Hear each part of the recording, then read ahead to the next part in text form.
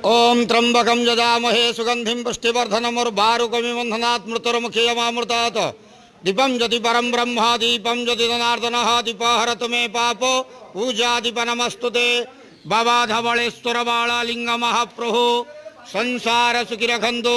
आज आषाढ़ मास कृष्ण पक्ष नवमी तिथि शुभ शुक्रवार रे समस्त श्रद्धालु भक्तमान को आश्रीपद करंतु मनस्कामना पूर्ण करंतु कर्म क्षेत्रोन्नति करंतु ग्रहरिष्ट खंडन करंतु जगतर मंगल करंतु विश्वर कल्याण करंतु आपणकर नाम प्रकाश करंतु सेवकर डाक श्रवण करंतु समस्त गुआवसा भक्तमानंकर मनस्कामना पूर्ण करंतु।